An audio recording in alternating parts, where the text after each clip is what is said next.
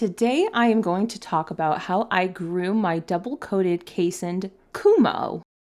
From left to right, these are all of the tools that I use in this order when I am doing a more deep groom of Kumo, which I do about once a week.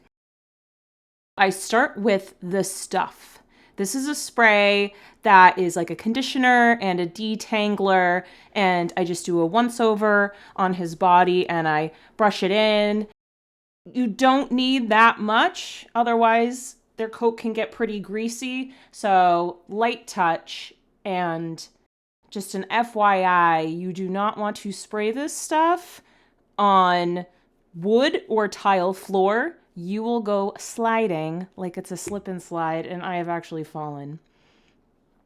Next is the pin brush. This is my great once-over brush. It's a great way to get the fur in the place that it's supposed to be when I'm about to do the line brush with the slicker. And it's also great to spruce up his fur if I just want him to look pretty before he goes out but not do an in-depth groom. I'll use the pin brush.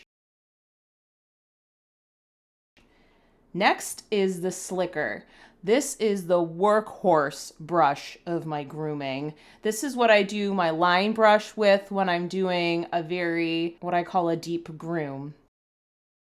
And you can see that the teeth are nice and long. It can fully get into his coat. It's just a great brush when you really want to get in there and get out that loose undercoat. Hi, Sully. Hi, Molly. Everyone wants to be in the video. Next is they call it a Greyhound Style comb. It has the coarser ones on the right and the finer ones on the left. So I go through his whole coat after I do the line brush with this comb to really grab whatever I wasn't able to get. They're being so silly. To grab whatever I wasn't able to get with the pin brush or the slicker. You'll be surprised, especially around the butt area, how much you'll be able to get up with this comb. And last is the face and feet comb. And it's for exactly what it sounds like, face and feet. I also do this on Kumo's ears, not the fuzz behind his ears, but his actual ears.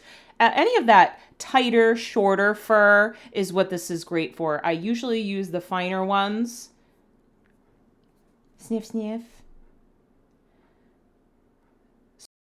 So I'll go on top of his head. You can see by looking, those little white dots are usually where there's fur built up underneath.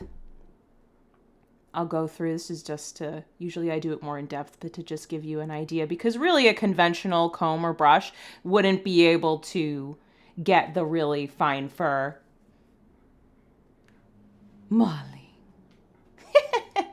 So that is what I use for an in-depth grooming of Kumo. All of the links are in the description below for where you can get all of these. There's a huge variety of different tools that you can use. These are just the ones that work best for me. You don't have to necessarily use the most expensive ones. Chris Christensen are on the higher price end, but I just decided to invest in it.